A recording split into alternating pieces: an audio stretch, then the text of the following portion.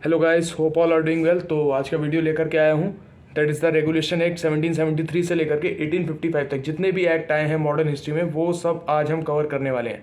तो वो सब हम कवर करेंगे, लेकिन वो क्यों आए, उनके पीछे क्या कारण है और इनका क्या रोल रहा है हिस्ट्री में, वो सब कुछ हम जानेंगे, लेकिन एक स्टेप बाय स्टेप प्रोसीजर के थ्रू। तो देखिए, होता क्या है ना कि जब 1773 का रेगुलेशन एक्ट आता है। अब रेगुलेशन एक्ट क्या था, ये क्या कहता था कि जो गवर्नर ऑफ बंगाल, जो कि 1773 से पहले एक पोस्ट रही है जहाँ पर रॉबर्ट क्लाइव पहले थे। अब रॉबर्ट क्लाइव कौन है, कि होता क्या है ना कि मतलब जब ब्रिटिशर इंडिया आए थे, जब विलियम हॉकिंस जहांगीर के कोर्ट में गए थे कि हमें ट्रेड करने की परमिशन दो इंडिया में, तो ये इस मोटिव के साथ नहीं आए थे कि यहाँ पर रूल करना है। इनका मेन मकसद ये था कि हमें चार्टर मिल गया है 1600 में, 1609 में इंडिया आते हैं। अब यहाँ पर क्या था कि ट्रेड सेटअप करके यहाँ से अच्छा व्यापार करके कमाई करके कुछ क्राउन को दे देना है, कुछ अपने पास रख लेना है। लेकिन क्या होता है ना, जब ये ट्रेड सेटअप कर रहे होते हैं, वेरियस फैक्ट्रीज इस्टेब्लिश करते हैं, मसूलीपट्टनम है, सूरत है, हुगली बंगाल है, मद्रास है, गोलकुंडा है, तो यहाँ पर जब ये सेटअप करते हैं तो यहाँ पर ना इन्हें बहुत ज़्यादा जनता के द्वारा मतलब कि विद्रोह भी फेस करना पड़ता है, और वहाँ के रूलर से भी इन्हें काफ़ी मतलब कि मशक्क़त करनी पड़ती है। तो देखिए, उन सब चीज़ों में ना इनको मतलब कि काफ़ी ज़्यादा स्ट्रगल करना पड़ रहा था, अपने आप को ये सेट नहीं कर पा रहे थे, सेट करते थे फिर कुछ हो जाता था।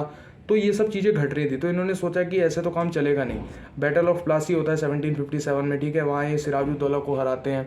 तो जब बैटल ऑफ बक्सर हो जाता है, जब मीर कासिम क्या करता है, शाह आलम और जो अवध के नवाब होते हैं उनके साथ मिलकर के जब वो रिवोल्ट करते हैं ब्रिटिशर्स के ऊपर, तो वहाँ से इन्हें ऐसा लगता है ना कि अब ऐसे काम चलेगा नहीं, हमें अपने आप को इस्टेब्लिश करना पड़ेगा इंडिया में। तो यहाँ पर आकर के अपने आप को इस्टेब्लिश कर लेते हैं, ठीक है ना। अब चीज़ें थोड़ी सी स्मूथ करना शुरू करते हैं, क्योंकि इनके चार्टर में मेंशन नहीं था कि यहाँ पर आकर के टेरिटोरियल एक्सपेंशन करें, है ना। ये सिर्फ इन्हें राइट्स दिए गए थे ट्रेड सेटअप करने के और ट्रेड करने के। तो लेकिन होता क्या है ना, ड्यूअल एडमिनिस्ट्रेशन लाते हैं फिर रॉबर्ट क्लाइव, क्योंकि वो बन जाते हैं गवर्नर ऑफ बंगाल। उन्हें दीवानी राइट्स मिल जाते हैं कि यहाँ से वो रेवेन्यू का, टैक्स का सारा अपना लेन देन कर सकते हैं। लेकिन उसके बाद क्या होता है ना, जब एक टाइम क्या होता है कि रॉबर्ट क्लाइव जाता था ब्रिटेन, वहाँ पर खूब सारी छुट्टियाँ मनाता था, दिनों तक रुकता था, और वहाँ पर मतलब कि जैसे इंडिया में नवाब रहते थे, ठीक है, मतलब कि फुली फ्रीडम के साथ खर्च कर रहे हैं, सब कुछ है, मतलब कोई रोक टोक नहीं है, तो वैसे ही ब्रिटेन में कर रहे थे। तो इनको वहाँ नेबॉब्स कहने लगी वहाँ की जनता। तो ये सब कुछ वॉच कर रही थी कौन, ब्रिटिश गवर्नमेंट, कि ये हमसे लोन भी मांगते हैं और समय आने पर ये इतना पैसा खर्च भी कर रहे हैं, लोन भी ले रहे हैं और फिर छुट्टियाँ भी मना रहे हैं। चक्कर क्या है ये, मतलब कुछ तो मतलब कि पता करना पड़ेगा कि इंडिया में एक्चुअली घट क्या रहा है। तो ये अपनी सीक्रेट कमेटी भेजते हैं, वहाँ जाकर के इन्हें पता चलता है कि ट्रेड के रूप में ना काफ़ी कुछ प्राइवेट ट्रेड सेटअप करके ये जो ब्रिटिश गवर्नमेंट को ना बता करके अपना फ़ायदा कर रहे हैं।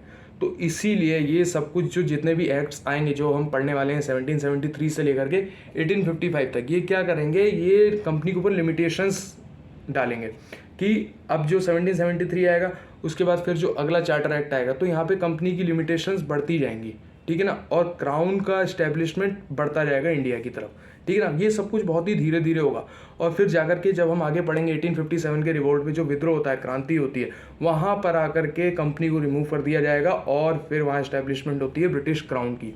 तो देखिए 1773 के रेगुलेशन एक्ट में क्या बताया गया कि गवर्नर ऑफ बंगाल, जो कि उससे पहले पोस्ट थी ना, तो उसको क्या करा, वो रिमूव कर दी गई और बना दिया गया गवर्नर जनरल ऑफ बंगाल, ठीक है ना। अब वो सुप्रीम हो गए, मतलब एडमिनिस्ट्रेशन सेंट्रलाइज कर दिया गया।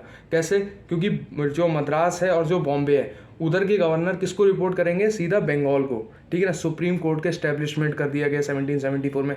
एक चीफ जस्टिस थे और फिर 3 एडिशनल जज थे। First chief justice of supreme court that established in India was Elijah Impey, ठीक है ना, एलिजा एम्पे उनका नाम था। और एग्जीक्यूटिव काउंसिल भी बनाई गई जो कि असिस्ट करेगी गवर्नर जनरल ऑफ बंगाल को, ठीक है ना। उसमें कितने मेंबर थे, उसमें 4 मेंबर थे, ठीक है ना। सबका इक्वल वोट्स होता था, सब जो वोट कास्टिंग होगी वो 1-1 का रेशियो रहता था। तो ठीक है, ये सारी चीज़ें किसमें बताई गई, रेगुलेशन एक्ट 1773 में। अब इसमें भी काफ़ी सारी कमी थी। इसमें कमी क्या थी कि सुप्रीम कोर्ट्स जो काम कर रहे थे वो ब्रिटिश अथॉरिटी के थ्रू, मतलब कि वहाँ के जो रूल्स रेगुलेशन है ब्रिटेन में, वहाँ वाले अप्लाई हो रहे थे इंडिया में। अब इंडिया में कौन रहते थे, मेजॉरिटी पीपल कौन थे, हिंदू, मुस्लिम, सिख, ईसाई। तो यहाँ के लोगों के हिसाब से चीज़ें होनी चाहिए, जो भी डिसीजन लिए जाने चाहिए। तो ये सब चीज़ें जो की गई, ये फिर इसके लिए एक और अमेंडमेंट किया जाता है, दैट इज़ इन दिस 1781। तो ठीक है ना, उसमें ये सुधार लाया जाता है, ठीक है। तो ये सारी चीज़ें अब हम आगे पढ़ेंगे कि वेरियस एक्ट, जैसे 1784 पिट्स इंडिया एक्ट है, उसका क्या रोल था। तो ये सब हम धीरे धीरे कवर करते चलेंगे। I hope you will subscribe and like my channel. Thank you so much and जय हिंद।